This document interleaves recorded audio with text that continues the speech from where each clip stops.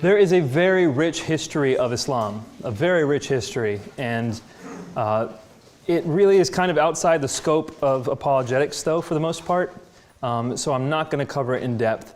What matters far more is the history of Muhammad, and we are going to talk about that here. But I'm going to give you a brief overview of Islam.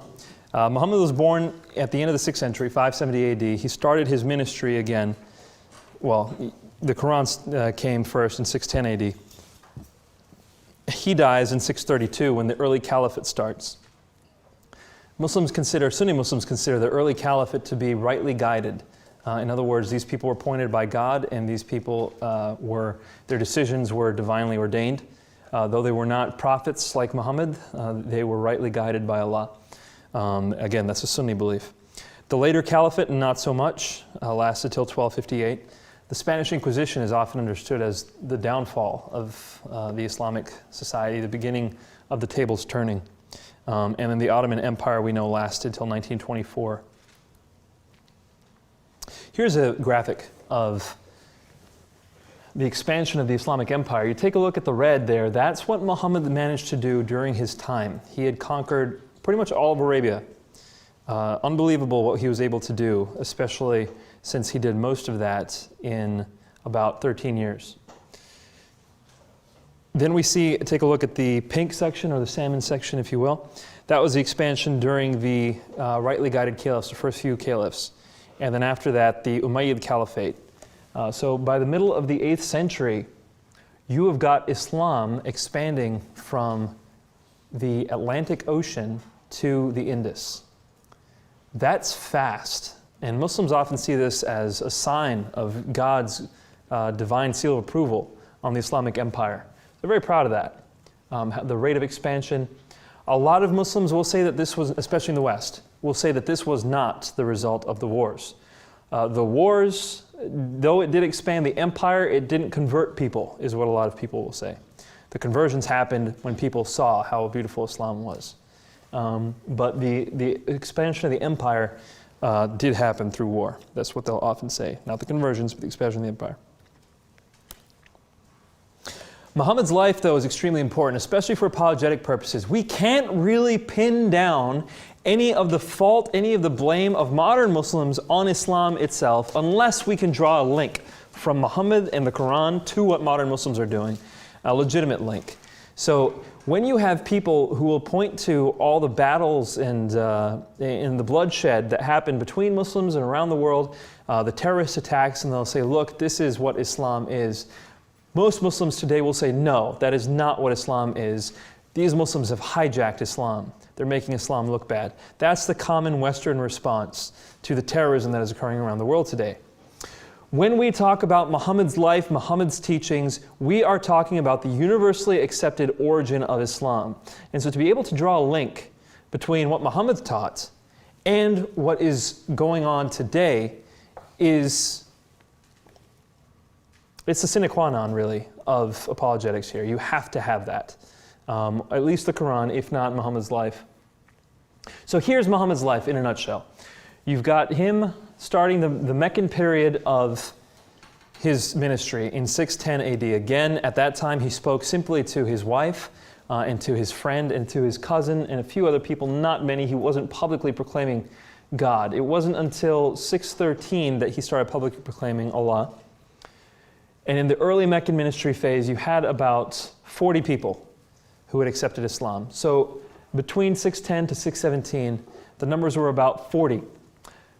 Then there was a boycott in 617.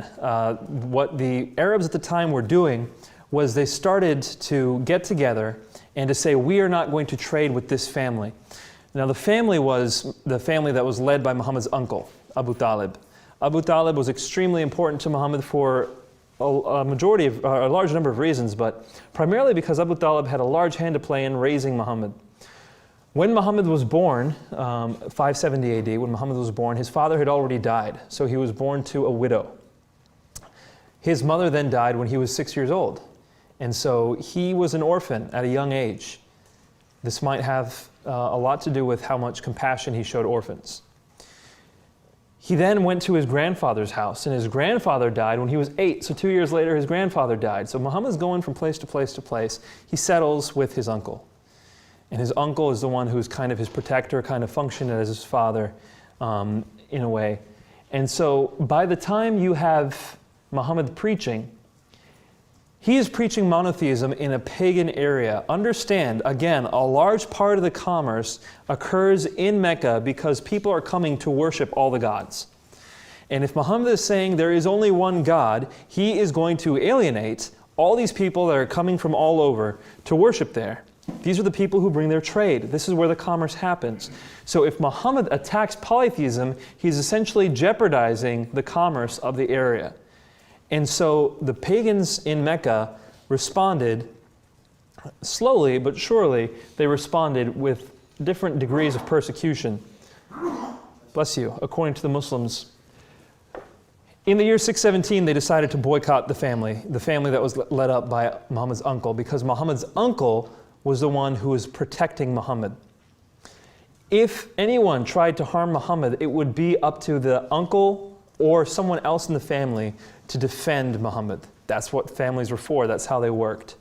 And so, acting as Muhammad's protector, they allowed Muhammad to successfully preach in Mecca until 617 AD. At that point, the rest of the Meccans decided to boycott the family. And so the family began to have to find alternate means for trade, for food, for sustenance. In 619 AD, Muhammad's uncle dies. Muhammad's first wife also dies the same year. It's unclear whether this was a result or not of the boycott, but regardless, this is the most painful year for Muhammad, 619 AD. His first wife, when he was married to her, Khadija, he was 25 years old when he got married to her. By this point, he is 49. So he's married to her for 24 years, and he often reminisced about his first wife, and he would tell his other wives later that she was the most important one to him. During that time, he was monogamous. He was only married to Khadija. It wasn't until after Khadija that we see Muhammad practicing polygamy. In 619 AD, when Muhammad's uncle dies, all of a sudden he has lost protection, and now if someone hurts him or tries to kill him, there will be no retribution. Muhammad starts looking for an alternate means of safety. Ultimately, he finds that in Medina. And so he flees to Medina in 622. 622 AD is the most important date for the Islamic calendar. This is when Muhammad undergoes the hijrah, or the flight. By going to Medina, which was at the time called Yathrib. When Muhammad went to Medina, it wasn't called Medina, it was called Yathrib. Him going there is what changed it, or he going there, changed it to Medina. Medina was a city divided. It had 3 Jewish tribes and 2 pagan tribes. So you had conflict between Jews and pagans. The Jews looked to Muhammad as a fellow monotheist, and the pagans looked to Muhammad as a fellow Arab. And so Muhammad quickly, and immediately actually, took control of Medina. He was given leadership. He was made the arbiter and judge of Medina. And so when people had issues and conflicts, they would go to Muhammad. Muhammad would decide them. Within a matter of months, the caravans that were leaving from Mecca came under siege by the Muslims. So according to early Muslim sources, most Muslims today, by the way, would not say this, but this is according to early Muslim sources, the caravans leaving Mecca, the city where Muhammad had been, were under siege by Muslims in Medina. And often Muslims who know that will say that was because they were trying to get their stuff back. They had to flee to Medina, and the Meccans were now selling their stuff, so the Muslims were trying to get their stuff back. This led to the first major battle, the Battle of Badr. During this battle, according to the records, 313 Muslims were fighting 1,000 Meccans. The Muslims had 1 horse, just a few camels. They were poorly armored, no real warriors, or not many warriors. Most of them were militia. Whereas the Meccans brought 1,000 people. They were well armored, well trained. They had fought, and the Muslims won the battle. This battle marks the beginning of Islamic battles. Before this, you had minor raids, nothing big. But at this point, you have Islamic battles. And they begin to occur, and you see warfare entering into Islamic theology in a much more profound sense. Muslims are often very, very proud of the Battle of Badr. They see this as a defining moment where God shows through military power that Muhammad is ordained by him, by Allah himself, to win. However, the Battle of Uhud, which happened the next year, did not go quite as well. Muslims will often say that it was a tie. You look at the record, though, it doesn't look so good for the Muslims. There were a lot of casualties. Muhammad himself was injured during the Battle of Uhud, and it was a bad moment. The Battle of the Trench did come to a stalemate. This was a few years later. Meccans came to put Medina under siege.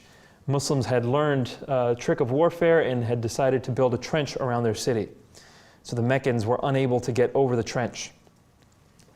However, at this time, the third of the three tribes of Jews in the city of Medina, had tried to help the Meccans. They had tried to help Meccans take over Medina.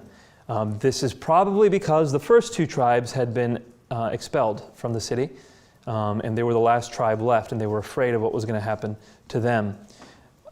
But because the Battle of the Trench ended in a stalemate, Muhammad had the capacity to do whatever he wanted with the Medinan Jews there. And according to history, Muhammad then beheaded all the adult men from the tribe of Jews, and he sold the women, the children, including the young boys, into slavery and took their possessions as booty. This marked a severe turn in attitude between Muhammad and Jews. Pretty much from this point on, Jews were not seen in a good light. Christians kind of were still, but not as much. After a few years, Muhammad was able to win allies, tribes throughout Arabia to his side, and he was able to march on Mecca with 10,000 soldiers. And so he was able to overcome Mecca with a host of soldiers at his side. At this time, the records indicate that Muhammad showed a high degree of mercy.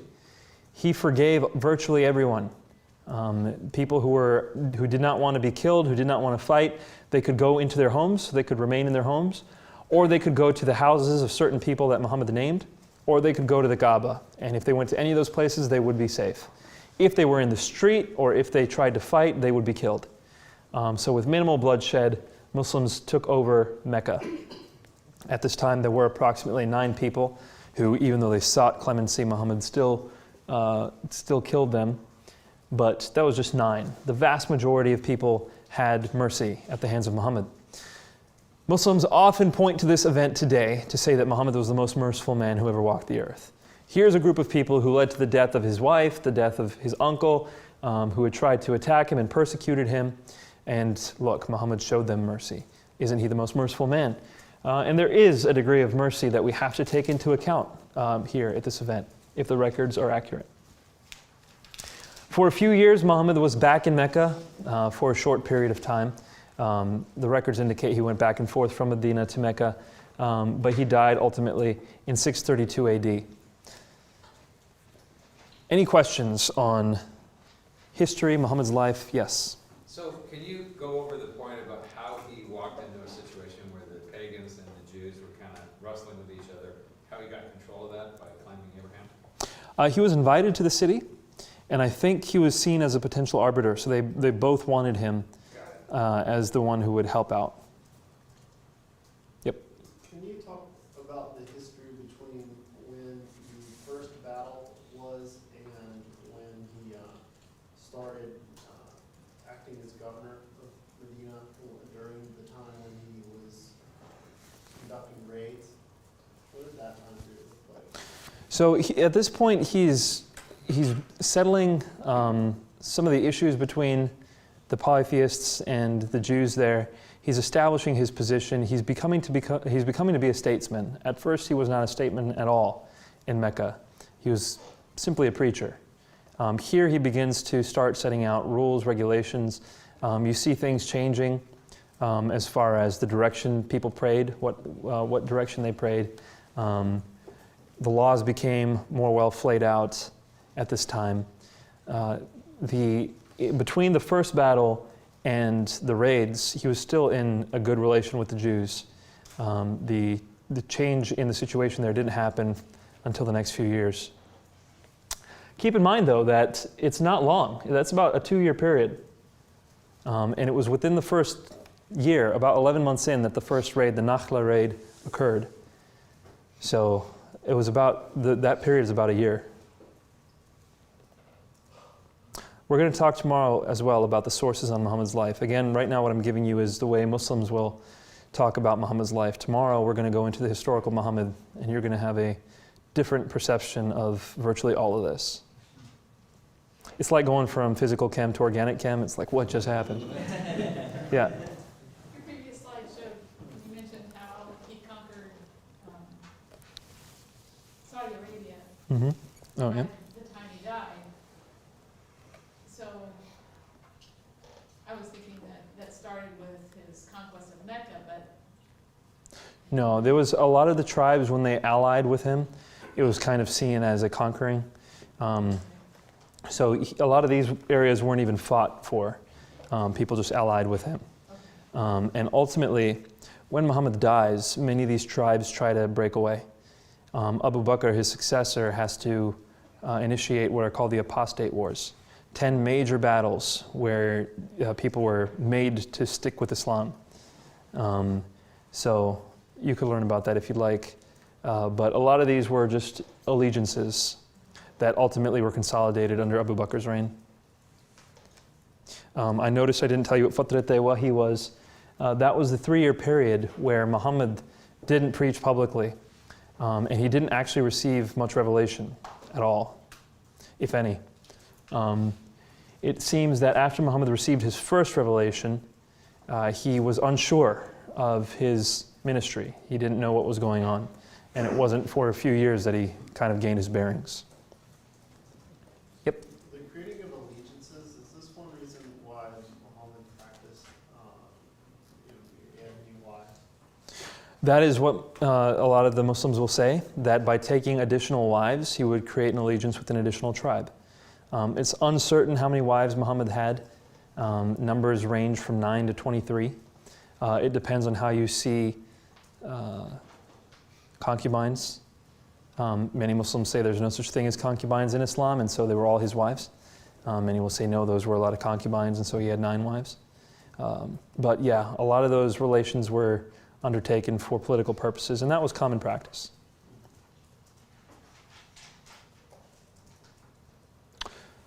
Okay, so let's talk about the hadith. Now, you might be asking, Nabeel, where are you getting a lot of this stuff about Muhammad, his life?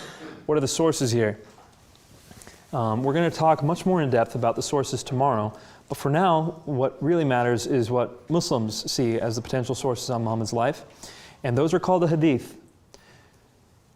The hadith are collections of sayings of Muhammad, and often subsumed into that concept are the sunnah, which are the actions of Muhammad or the practices.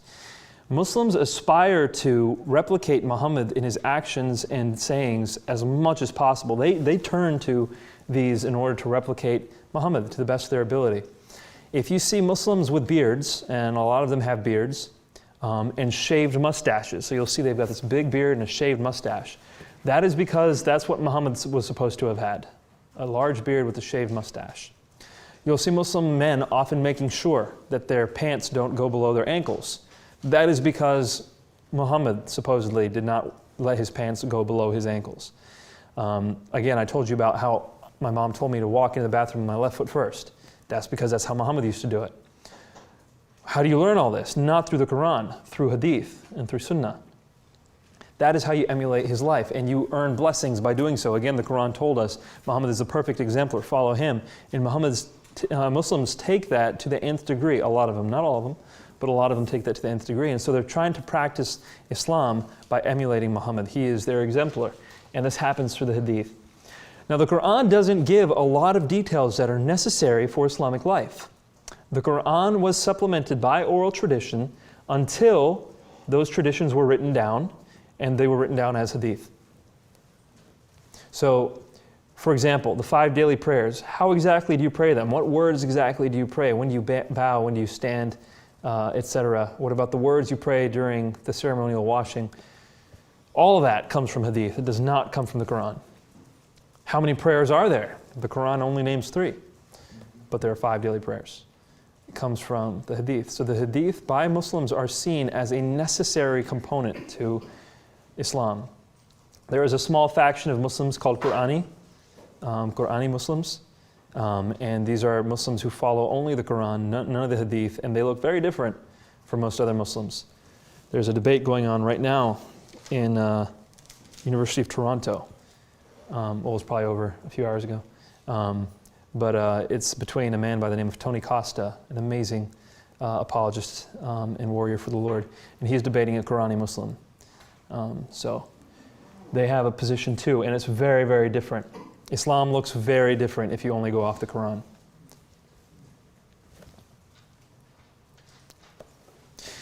Now, the hadith are not a book you can go to. Oh, look, here are all the hadith. No, there's a bunch of different hadith, and Muslims grade them accordingly. They call their... Did I write this here? I'm not sure if I did. So various sects of Islam follow different hadith. The Shia, for example, do not follow the Sunni hadith at all. They have their own books of hadith. The Sunni hadith are of different levels. There's the Sahih, which are considered the most accurate hadith, Sahih Muslim and Sahih Bukhari. And therefore, if you're going to converse with a Muslim and talk about Muhammad's life, it would be best to be well conversant with Sahih Bukhari and Sahih al-Muslim. But there are others. For example, Sunan Abu Dawud is often considered the third most trustworthy book. It's given the title Sunan as opposed to Sahih because the author was attempting to collect the actions of Muhammad and not the sayings. And he did so based on a different criteria than authenticity, which is what the Sahih were for. The Musnad, for example, Musnad Ahmad, those are sayings based on different companions of Muhammad. So according to this companion, Muhammad said X, Y, and Z. According to this companion, Muhammad said X, Y, and Z. They're listed accordingly in the Musnad. The thing about hadith, though, again, we have to remember that the society here was, for the most part, pre-literate. In order for the hadith to be propagated and to be considered trustworthy, you had to have the hadith, so that's the saying proper, like, so, for example, Muhammad said these words. You know, that's the saying proper. That's called the matan. And then there's the list of people who transferred this hadith. So Muhammad said it to such and such, who said it to such and such, who said it to such and such, who said it to such and such, who said it to me, this. That's called the isnad, the chain of transmission. That is essential for the ulum, for the sciences of hadith. Do I talk? Oh yeah, I do talk about that here. So Muslims say that there's a whole science of understanding hadith, that you have to grade the hadith according to who said it, how many people said it, was that person trustworthy, are there multiple lines of people who remember this saying? And these hadith were recorded, most of them, about the 3rd century after Muhammad. So 200 to 250 years transpired between Muhammad and the hadith. As you can imagine, there were hundreds of thousands of fabricated hadith. And Muslims agree to that. They will say that there were hundreds of thousands of hadith that were fabricated, and that is why it's extremely important to grade them and to know which ones are accurate and which ones are not. That is the science of hadith. And if you go to some very detailed commentaries on hadith, you will see the grading. Is it mutawatir, which means as strong as it can be? Is it da'if, which means weak, or probably not true? Or is it ahad, which means there's only one good line of transmission? There's all kinds of gradings for the hadith, and there's a whole field of hadith grading called the ulum of hadith.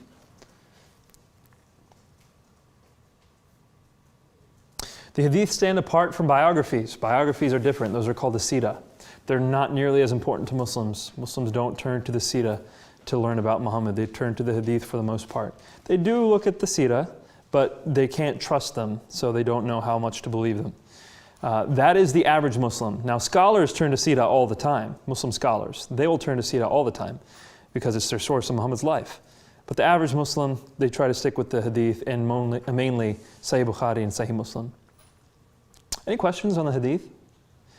I can't understate how important the hadith are for Islamic life. They're extremely important. This is how you get back to Muhammad, apart from the Quran. The Quran only mentions Muhammad by name 4 times, by the way. The Quran only mentions Muhammad by name 4 times. It references him a lot in the second person, you, But by name 4 times. If you want to learn about Muhammad, you go to other sources. Yep. You mentioned earlier when you were talking about your own conversion, how you want to imam and things, they would just like reject hadith that were harder to explain. Like, how does that work when it seems like, especially from our readings and this lecture, that it's so important and central to their faith? How does that line up that they can just dismiss it? They often accept the hadith that defend their positions, and they'll deny the hadith that don't. Now, we see that as cherry picking, and it is. But what they will see that as is, I received my teaching on Islam from my imam. My imam did not teach me that. Therefore, I don't think that's accurate. They might not verbalize it in that manner, but the authoritative structure is extremely important for Muslims. As you can see from the isnad, it really matters who you learn from. And so, if you come up and you show them this hadith they've never seen, they'll probably turn around and say it's fabricated if it's something that damages their position, because that's the defense that they have. Now, you can pull the maneuver of saying, here's a book which grades the hadith, and look, it says that it's trustworthy, it's mutawatir, or it's ahad, or what have you. And then they'll say, well, I don't trust that book. Because you have to understand, it's the authority structure really matters. We'll talk about this a little bit tomorrow too, but we often, as evangelicals, put on Protestant glasses, and we, the sola scriptura idea, we impute to a lot of others. And that it's not the way it works amongst Muslims. It's not sola scriptura. You've got the hadith, you've got the imams, you've got the schools of thought. That's the way divine knowledge is passed down. We have to remember that. And then when you are the person bringing something up to them, and you are probably being seen as an adversary, why should they trust you when their imams don't agree with what you're saying? It really affects their epistemology. Can you go back a couple of slides? We won't capture the... Yeah, right there. Thanks. Why do they feel Asha was not one of the most trusted hadiths? Is that because they feel she didn't really write those? Or? So you're referring to the Shia, probably. Okay. The Shia do not trust anything Aisha said. And the reason why is because... No, Asha, his youngest wife. Aisha, yeah, that's Aisha. Okay, she wrote many of the hadiths. She is called al-Mu'mineen, the mother of the believers. Okay. Muhammad pointed to her as an extremely intelligent... This was his 6-year-old bride. Right. And so she was coming to being while he was doing a lot of his initial work. She knew a lot about Muhammad's life. Shia don't like her. There was the Shia, okay, I'll tell you the division. I probably should have already. So the Sunni Muslims are the ones who say that authority passed down from Muhammad through the Ummah, or through the Muslim people, to the next person. So they'll say Muhammad died, Muhammad hadn't left a successor. The Ummah chose Abu Bakr. They voted for him, or they chose him, appointed him, however. Abu Bakr was the next person. After Abu Bakr was Umar. And then after Umar was Uthman. And then after Uthman was Ali. Those are the 4 rightly guided caliphs. The Shia say that should not be how it was. That should not have been how, that was not how it should have been. There you go. That was not how it should have been. It should have passed along the house of Muhammad. It should have gone through the bloodline. And so after Muhammad died, the next person should have been Ali. Ali is Muhammad's cousin. So they are, Shia means follower. They are followers of Ali. That's where the term comes from. During Ali's reign, or shortly before Ali's reign, I can't remember which, Aisha marched in battle against Ali. The numbers recorded are astounding. I'm not sure how accurate they are. But Aisha supposedly brought 30,000 men to the battlefield, and Ali brought 10,000 men to the battlefield. And Ali won the battle. Everyone agrees to that. And a lot of Muslim blood was shed that day. It was Muslim marching against Muslim for the first time, if you don't count the apostate wars. And at about that time, you have significant tensions rising between the Sunni and the Shia, and they officially get established at the death of Ali around that time. There was tension within Islam from the very early phases, though. You look at the Quran, and it says repeatedly that there's a group of people called the hypocrites. What are the hypocrites? These are Muslims. These are people who self-identify as Muslim, who are acting out against Muhammad. Muhammad calls them, or the Quran calls them, the hypocrites, because they say they're Muslim, but they don't act Muslim. But what does that tell us? You know, critically speaking, it tells us that from the beginning there's dissension in Islam. And then, aside from Abu Bakr, all three of the caliphs were killed. Umar, Uthman, and Ali were all killed at the hands of other people who consider themselves Muslim. So a lot of dissension early on. So Shia take a look at Aisha, and they love Ali, they follow Ali. Ali is the one after Muhammad, and they say Aisha was his mortal nemesis, and so they do not trust her. Most Sunnis, though, they trust Aisha, really, really highly revere Aisha. You're welcome, ma'am. Can you define again this other term besides the isnad? Matan, so the matan is the hadith proper, it's what the hadith says. So for example, there's a hadith which says, innamal a'malu binniyat, your deeds are, what does that mean again? Deeds are judged by their intentions. And so that's the hadith. This is what Muhammad said, your deeds are judged by their intentions. That's the matan. The isnad is, I heard this from such and such, who heard it from such and such, who heard it from such and such. So if you go to sahihbukhari.com, for example, they only give you the matan. They're not giving you the isnad. And Muslims wouldn't consider that enough. They would want to see both. Sir? But the matan includes both the hadith and the sunnah. Yes. So sunnah, So it's not just the quote, it's the description of the ayah. right, it could be either or, yeah. The term hadith has really been expanded to cover hadith and sunnah. And matan is both, the proper for both. Any other questions on hadith? Extremely important to grasp. Yeah. Catch that word for the musnad, right? Yeah, musnad. What is that? Musnad is a way of arranging hadith according to the companion who heard it. So, for example, if you want to list out all the hadith that Aisha had transferred, you would put that under that. There's not that many musnad collections. The most famous one is Musnad Ahmad. What is the name of the biography? The earliest biography on Muhammad is called Sirat Rasulullah. Sirat is the word for biography or life of. Rasul, messenger, Allah, of Allah. Sirat Rasulullah. It was written by a man named Ibn Ishaq. Ishaq is I-S-H-A-Q. Ibn, I-B-N. Ibn Ishaq. Earliest biography of Muhammad, written approximately 150 years after Muhammad's death. We don't have it anymore. What we have is the remnants saved by a man named Ibn Hisham. So Ibn Hisham saved some of Ibn Ishaq's work. He then edited it, and he says he edited it. He said there's some stuff in here that was just unbelievable, so I didn't copy it. So then he has, what you can buy today is a translation of Ibn Ishaq through Ibn Hisham. What I gave to the class as required reading was an abridged version of Ibn Ishaq. You can find that online. If you go to Scribed. Scribed has everything. I don't know how Scribed is still online. Should be illegal, but it has everything. Yeah, I saw another question. Yes? Check me out if the lies preceded the compilation of the hadith by 100 years. Does that generate any interesting comment about the relative value that are Oh yeah, I mean, in your mind? yeah, Muslims and critical scholars of Islam all agree that there is a lot of difficulty that is brought into the whole hadith sciences, or the whole realm of hadith studies, because of all the fabrications. Muslims have a different view, though. Muslims will view the hadith as you can trust certain ones because you can trust the isnad. So if you have trustworthy isnad from multiple chains, then you can trust the hadith.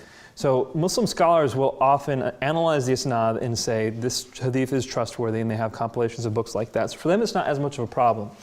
Western scholars have had a different view for quite a while now. What you had from the beginning of critical scholarship on Islam in the West, you had what was called the descriptive approach, and I'm using terms borrowed from Frank Donner, who's a current Islam scholar. He says that there was a descriptive approach at first, which basically they would relay the story of Muhammad, but they would, when it came to hadith, they would say, the hadith aren't really historical. There's some historical things we can glean from them, but they're more or less for religious purposes, not for historical purposes. As studies progressed, people began to wrestle more and more with the hadith and with the traditional way that the story was told. The next field of studies in Islam was the source critical. So I'm talking about Western scholarship for the most part. Source critical studies began to take over the descriptive approach. And what they tried to do is they tried to analyze layers of hadith, compare them with one another, and they tried to import non-Muslim sources and use those for corroboration.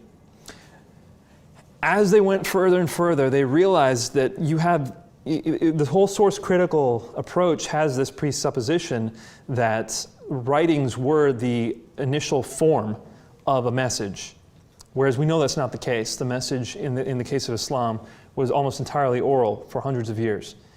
And so people began to kind of evolve their view. It went from a source critical approach to a tradition critical approach. And when you got to that point, people began to realize there is not much about the hadith that we can actually pin on Muhammad. And that's what bore out the skeptical approach, which is espoused by a lot of scholars today. And we'll talk about all that tomorrow. So yeah, we're going to go a lot more in depth in that tomorrow. You're welcome. Okay, let's do the last section, and then we'll leave the last few minutes for questions. Islamic law. Now, I'm not going to tell you what Islamic law teaches. I'm going to tell you what it is, because it's really hard to tell you what Islamic law teaches when a lot of people disagree on it. The law itself is called Sharia, which means path to water. In other words, this is the way you're going to receive life. This is God's law for mankind. Now, figuring out what Sharia is the process of fiqh. Fiqh is jurisprudence. Fiqh is, the system of fiqh is what people use in order to determine what Sharia teaches. So Sharia is kind of God's law, and fiqh is how you figure it out. It's based on 3 or 4 components, depending on whom you ask. The first component is the Quran. As we know, the Quran is the essential. It's the crux of Islam for all Muslims. I don't know a single Muslim who denies the Quran. Then you have the Hadith. The Hadith are the second component. And again, some people consider some Hadith trustworthy, they consider other Hadith untrustworthy, and you have lots of disagreements on the Hadith. Therefore, you're going to have lots of disagreement on Sharia. Sharia is going to look different to you depending on what Hadith you subscribe to, and how you interpret the Quran accordingly.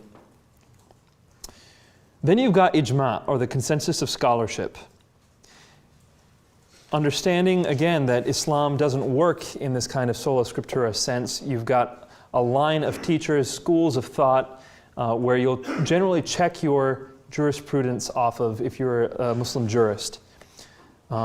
By the way, Muslim jurists are called fuqaha, F-U-Q-A-H-A, and they're the ones who make these calls. The average Muslim is not able to do any of this. They'll look at you if you try to do any of this, and they'll say, who do you think you are? You haven't studied Islam the way a sheikh or the fuqaha have. How dare you think you can understand what Islam teaches? You have to ask them. So the ijma', the consensus of scholarship, usually follows lines of thought, schools of thought. Nowadays we're seeing a change in that, but we'll talk about that on Saturday. Some people consider there to be a fourth component to fiqh, and that's called qiyas, which is reasoning by analogy, etc. So using these principles, they will try to determine how a certain person should react. So for example, if a husband commits a certain transgression against a wife, can that wife divorce her husband? She would have to go to a mufti or one of the other fuqaha and ask them, am I allowed to divorce him now? And they will make a decision. That decision, by the way, is called a fatwa, F-A-T-W-A, fatwa. So that is how it occurs. You aren't allowed to do this yourself. You go and get decisions. Now, those decisions are never binding. A Muslim can take that decision and go to a different mufti and say, can you give me a decision? And they can keep going until they get the decision they want. Often they don't do that, though. They'll stick with the decision that they're given. The Sharia law courts in Britain, I'm sure you're familiar. You have Sharia law courts in Britain. They mostly deal with marital issues. The vast majority of what they're dealing with are divorce cases. And again, they're not binding, but Muslims are generally pressured into going there to get a Muslim decision from their members, their fellow members of their circles. Traditionally, there have been 4 major schools of Sunni thought. You've got the Shafi in no particular order, the Shafi, the Hanbali, the Hanafi, and the Maliki. These 4 schools are followed by various people, various levels. They teach variant things, but only slightly so. For example, I forget which school it was, but one school of thought says that if you become an apostate and you deny Islam, then you are to be killed on the spot. Another school says you are to be given 3 days to repent, and if after those 3 days you don't repent, then you're to be killed. Minor disagreement, not too major. One school, for example, will say whether a woman has any say in whom she marries. Can a woman say no? Can she say yes? One school will say yes, another school will say no. So not huge theological differences here, more or less minor ones. People began shopping. They began shopping between schools to get decisions they wanted. That was looked at negatively for a while. As we'll discuss more on Saturday, these schools have begun to dissipate though, and we're seeing a revolution in the way Islam works. One second. You see other schools of thought as well. Again, these are the 4 major schools of Shia thought. There are 3 major schools of, those are the 4 major schools of Sunni thought. There are 3 major schools of Shia thought. The last one being the largest there, the Imami. And then you got the Zaydi and the Ismaili as well. And then you have other schools altogether. Again, when you're talking about someone like a Qur'ani person, they're going to have an entirely idiosyncratic view. Same with a lot of Sufis. Question? Within the Sufi schools of thought, what's the school that says you can kill a person, or what's the school that says you can give them time to repent, and then the other school that says... Within the Sunni or? You said that within the Sunni schools of Right. thought, if there's an apostate, there's... Yeah, I don't remember which one's which. Which ones do that? Yeah, I don't remember which one's which. I could look that up for you if you'd like. But I don't remember which one teaches that you have to kill immediately and which one says you can wait 3 days. That you're usually getting into some pretty detailed study at that point.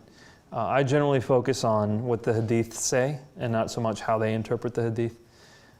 So I try to stick with the primary sources. You're getting into secondary source literature here.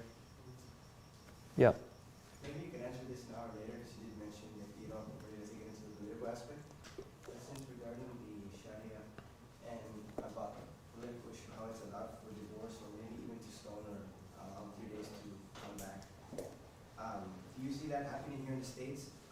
Because I've heard that the American Center for Law and Justice fights this across America. Do you see it coming up more nowadays? Well, what was it specifically? About allowing Sharia law to take precedence here in the States, and if it does, what if somebody would want to stone somebody because they did renounce Islam? Well, so in the case of Sharia courts, I think we can see a lot of precedents in the United Kingdom for the United States. So what Muslims are doing in the UK, they're beginning to do here. And so I think that's just a sheer function of numbers, demographics. I don't think that they have some grand scheme. I just don't think it's, I mean, you might have some people who are networking with others, but generally speaking, Muslims aren't part of a grand scheme. What you have in the UK is the Muslims were able to convince the government to allow Sharia courts mainly for civil decisions, not for criminal cases. So when it comes to beheading or something like that, we're talking about criminal issues. We're talking here about divorce, inheritance, property rights, stuff like that, civil issues. That's mostly what the Sharia courts in the UK cover. And again, the vast majority of that is divorce. In the US, if Sharia were to become the norm in some way, shape, or form, who knows, amongst Muslims, then we would probably see something similar. I don't know if you know, ICNA just started a campaign, the Islamic Council, Islamic Council of North America, thank you. ICNA just started a campaign to make Sharia more palatable to Americans. So they want to ultimately work in that direction. You have people on the opposite side of the spectrum who are trying to stop Sharia from entering into the U.S. Oklahoma tried to pass some legislation on that. The main reason for all this is because we've seen American courts use Islamic precedents. For example, there was a case in New Jersey where a woman complained to the authorities that she was being beaten by her husband. The judge ruled in her husband's favor because it's allowed in Islam. That was a huge deal. That was overturned at the next court, thankfully. But, you know, that issue became a forefront issue. So that's a very interesting point. As far as Sharia is concerned, we have seen in Europe that the Sharia proposition that you cannot condemn Islam, that you cannot criticize Islam, we have seen that make it into the UN. The UN has passed a non-binding resolution saying you're not allowed to criticize Islam. So it's becoming a real thing. Again, it's more political. We'll hold our conversation on that. No, it's all right. But it is an important issue. Ma'am.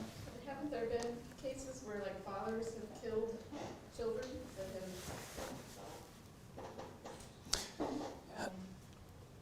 that are apostate? They've killed children for all kinds of reasons. Now, honor killings are more loosely connected to Islam than apostasy killings. There is a whole conference that's going to happen on this issue in the next week. It's called the Jessica Mokdad Conference. It's going to happen up in Michigan. Specifically, it's named after a girl who was killed by her stepfather, I believe. It addresses these issues. It talks about how honor killings are related to Islam. At no point do the hadiths say kill your child if they dishonor you or anything like that. But you do have things like kill the homosexual or kill the one who's causing mischief. That's in the Quran even. Kill the apostate. That's all over hadith. And so you have this parallel where you're supposed to kill people who dishonor Islam under specific circumstances. What a lot of the folk do who try to defend an Islamic basis for honor killings is they say, look, Islam teaches that in order to handle these kinds of misappropriations of Islamic teaching, Islam teaches that you're supposed to kill them, and so it's easy to extrapolate that to you're becoming westernized, you're becoming less and less rigorous in your Islamic faith, therefore you can be killed. But there's a whole conference on this issue. It's a tragic issue, but I'm not so sure, just to summarize my position, I'm not so sure you can directly connect that to Islam as opposed to folk Islam. I'm not convinced one way or the other. I haven't taken a stand on that.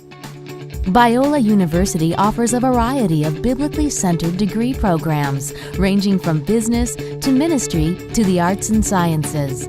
Visit biola.edu to find out how Biola could make a difference in your life.